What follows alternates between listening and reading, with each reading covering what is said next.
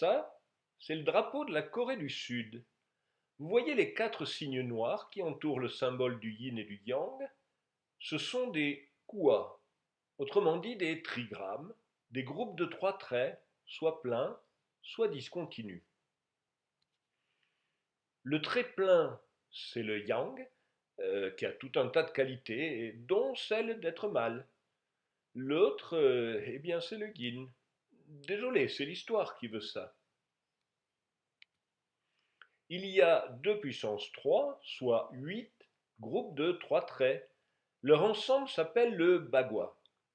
Il est constitué des 8 kuas rangés en octogone, comme sur cette amulette, ou comme sur ce monument. Ah tiens, c'est curieux, dans les deux cas, l'ordre est le même, mais ce n'est pas l'ordre lexicographique binaire.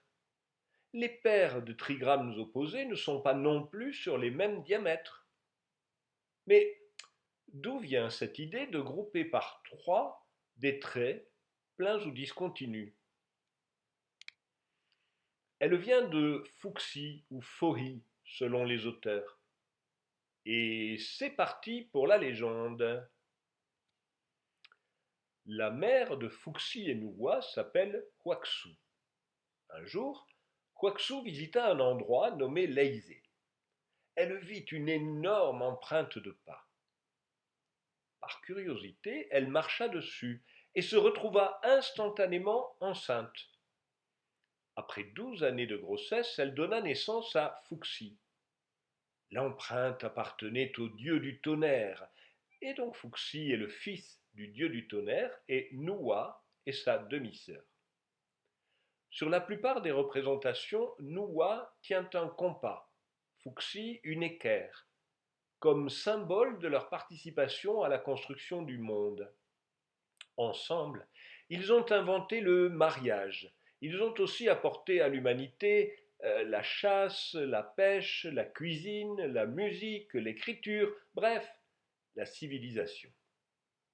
Et surtout, Fuxi a inventé le bagua. Un jour qu'il se trouvait au bord d'une rivière, un cheval dragon en sortit, qui portait sur son dos ces marques inconnues jusqu'alors.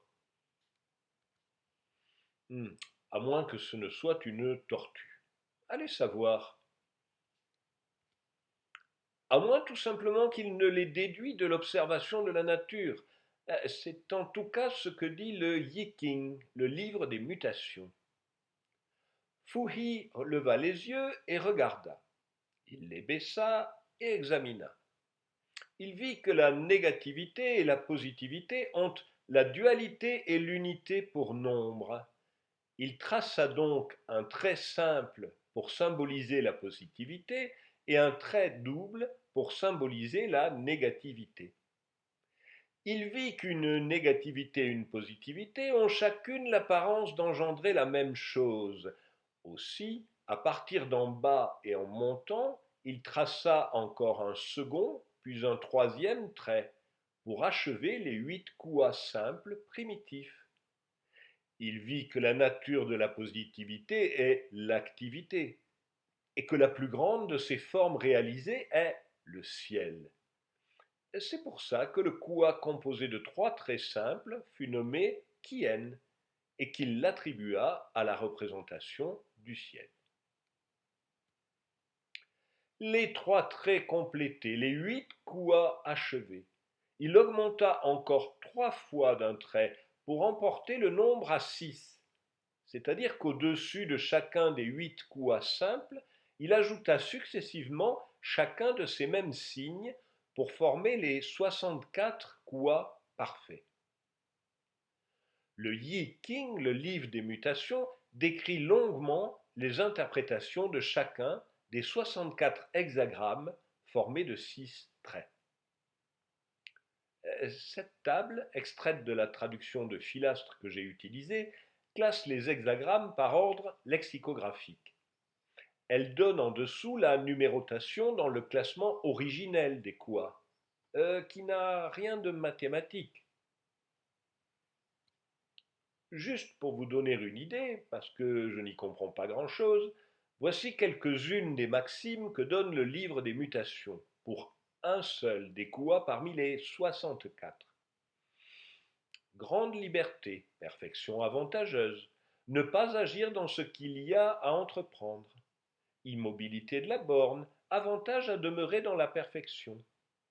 Comme embarrassé, comme perplexe, montant à cheval et comme demeurant en rang.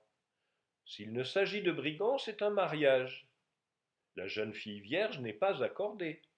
Après 10 ans, alors elle est accordée. Poursuivre le daim, sans guide, c'est seulement entrer dans la forêt. L'homme doué apprécie dès le début qu'il vaut mieux renoncer. En entreprenant, appréhension. Et ça continue comme cela pendant plus de 1000 pages. Les spécialistes pensent qu'il s'agit d'un corpus de pratiques divinatoires, issu de la sagesse populaire et qui a évolué au fil des siècles en une philosophie mystique et symbolique. On peut mettre ce phénomène en parallèle avec l'astrologie occidentale, si vous voulez. Évidemment, le Yi King est impossible à dater. Les 64 hexagrammes seraient nés au plus tard vers le 7e siècle avant Jésus-Christ. La forme du livre tel qu'il a été transmis daterait du 1er siècle avant notre ère. Une vision plus mathématique des 64 Koua n'apparaît en Chine que vers le 11e siècle. C'est le moment où les Koua commencent à être rangés dans l'ordre lexicographique. La classification dyadique que vous voyez ici date d'encore plus tard, au XIIe siècle. Les premiers algorithmes binaires de l'histoire sont dus à Pingala, en Inde, au second siècle avant Jésus-Christ. Ils portent sur les alternances de syllabes longues et courtes en poésie sanscrite. Les calculs de puissance de 2 ont existé de tout temps, on en trouve dans les tablettes mésopotamiennes. Mais la représentation des nombres en base 2 n'est arrivée en Occident qu'au XVIIe siècle. Le premier à écrire les entiers comme somme de puissance de 2 est John Napier. Je vous raconte ailleurs son invention des logarithmes. Eh bien, 3 ans après les logarithmes, juste avant son décès, paraît la rhabdologie, qui, comme le dit la première page, décrit son procédé de multiplication avec des baguettes, celles que nous appelons les bâtons de Napier. Dans ce livre est ajouté un chapitre qui n'a pas grand-chose à voir et qui l'intitule Arithmétique locale. De quoi s'agit-il? De décomposer un nombre en somme de puissance de 2. Il prend l'exemple de 1611 qu'il illustre sur cette table. Mais comme il attribue une lettre différente à chaque puissance de 2, il n'en déduit pas vraiment la numération de position binaire. Son but est simplement de condenser l'écriture des nombres. Pourtant, il imagine un abaque sur lequel on place des jetons dans les lignes et les colonnes des puissances de 2 pour effectuer une multiplication. Leibniz connaissait probablement le livre de Napier quand il a inventé son arithmétique dyadique dans les années 1670. Et comme d'habitude avec Leibniz, c'est en fouillant dans des brouillons non rédigés qu'on peut se faire une idée de l'étendue de ses inventions. Non seulement il avait parfaitement compris l'arithmétique en base 2, mais il avait vu qu'elle permettait la mécanisation du calcul, beaucoup plus facilement que la base 10, avec laquelle il se battait depuis déjà plusieurs années. Dans la foulée, il conçoit une machine à calculer en base 2. Il en décrit le principe et dessine les plans. La voici, cette machine.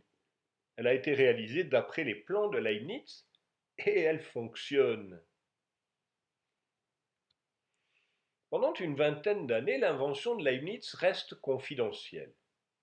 Pourtant, un des jésuites envoyés en Chine par Louis XIV en a entendu parler. Il s'agit de Joachim Bouvet. Il a établi une relation de confiance avec l'empereur de Chine, à qui il a enseigné des mathématiques et de l'astronomie. Il est de cette tendance initiée par Matteo Ricci au siècle précédent, qui veut s'intéresser d'abord à la philosophie des Chinois avant de les évangéliser. En 1697, il a publié en France un portrait très flatteur de l'empereur de Chine, accompagné d'un livre de gravures curieuses qui ont eu beaucoup de succès. Ces deux images représentent l'empereur en habit de cérémonie.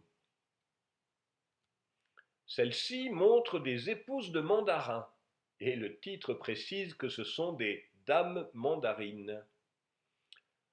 Bouvet a étudié à fond le livre des mutations, le Yi King, et il s'est passionné pour l'énigme des hexagrammes. Alors quand il entend parler de l'arithmétique binaire de Leibniz, il décide de lui écrire. Entre 1698 et décembre 1707, Leibniz et Bouvet ont échangé 15 lettres. En 1701, l'une des lettres de Bouvet est accompagnée de la gravure que vous voyez. Les nombres écrits à la plume au-dessus des couas sont de la propre main de Leibniz. Il ne lui faut pas longtemps pour comprendre que Bouvet a raison. Les couas sont bien les nombres de 0 à 63 écrits en base 2, à condition d'interpréter le yin et le yang comme 0 et 1. Ce que ne dit pas Bouvet, et j'ignore s'il le sait, c'est que ce classement des couas qu'il envoie à Leibniz est récent. Il ne correspond pas à l'ordre initial du livre des mutations. Mais devant l'évidence, Leibniz s'enthousiasme. Songez qu'à l'époque, on prend encore les légendes pour faits historiques. L'inventeur des hexagrammes, Feuilly, aurait vécu plus de 2000 ans avant notre ère, du temps de Moïse. Et Leibniz, 4000 ans plus tard, aurait réinventé la même chose à l'autre bout de la terre. Il y a de quoi invoquer la providence divine. Leibniz envoie à l'Académie des sciences de Paris cette explication de l'arithmétique binaire, avec des remarques sur ce qu'elle donne le sens des anciennes figures de Feuilly. Après avoir exposé l'aspect mathématique, il ajoute: ce qu'il y a de surprenant dans ce calcul, c'est que cette arithmétique par 0 et 1 se trouve contenir le mystère des lignes d'un ancien roi et philosophe nommé Feuilly, qu'on croit avoir vécu il y a plus de 4000 ans, et que les Chinois regardent comme le fondateur de leur empire et de leur science.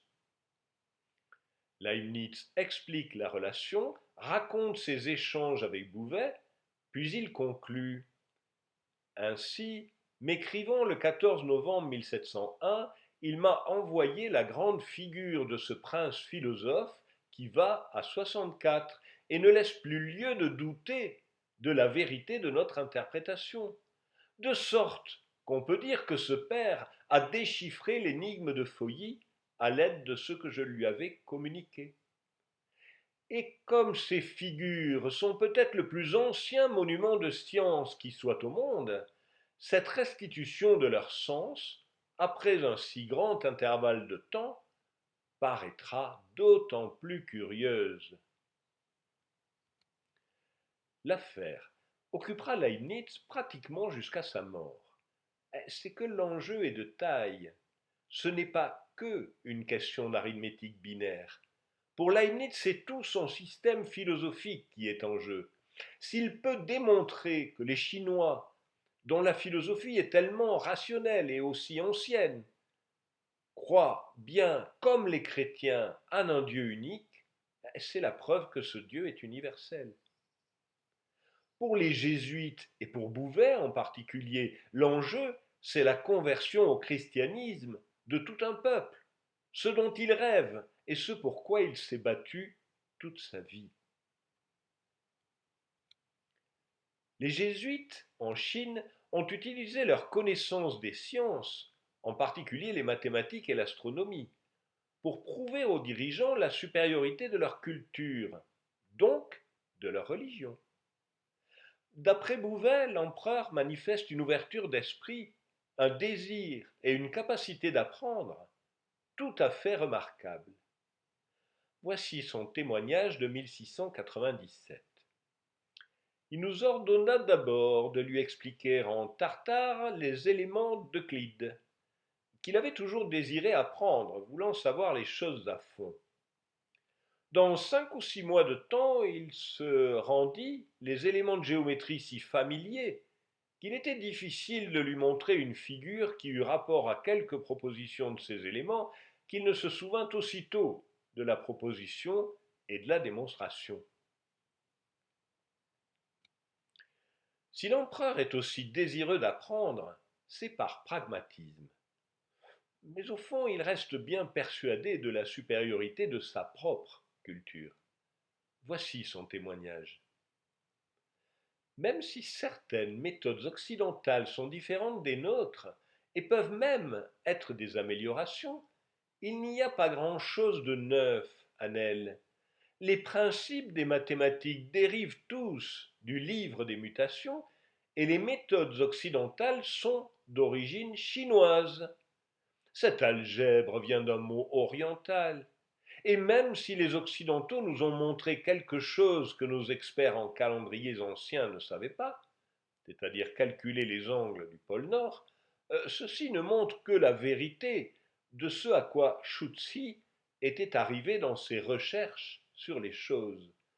La Terre est comme le jaune à l'intérieur de l'œuf. En 1704, le pape Clément XI tranche la querelle des rites dans le sens de l'intolérance. L'adaptation du christianisme aux cultures locales n'est plus acceptée. Tout le travail d'assimilation des jésuites tombe à l'eau. En Chine, en 1724, le successeur de Kangxi bannit tous les missionnaires, sauf ceux qui sont utiles en tant qu'astronomes.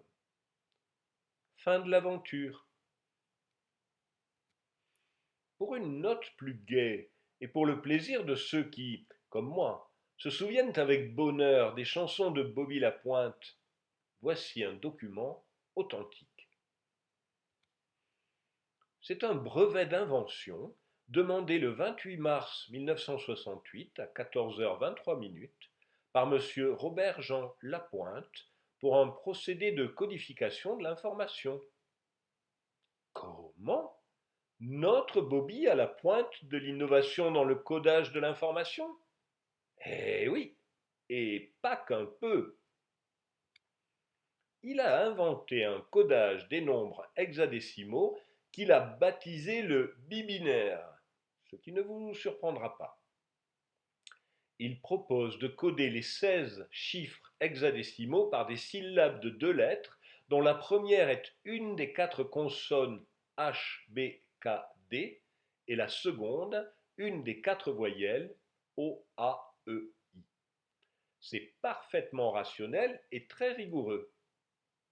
Vous voyez sur l'exemple ce que sont les chiffres Da, Ka, Di, Da, Ki, D.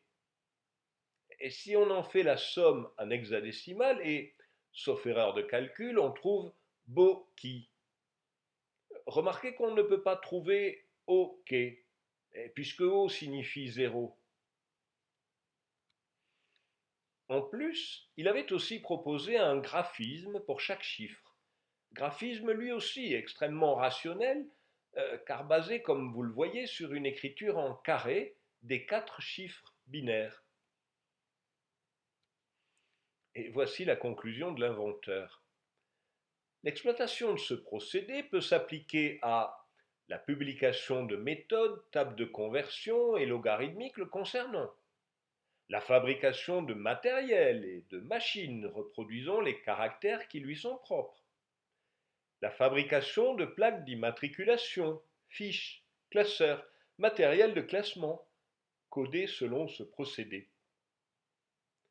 L'adaptation d'organes de lecture et d'écriture conformes à ce procédé sur machine comptable, calculatrice, ordinateur.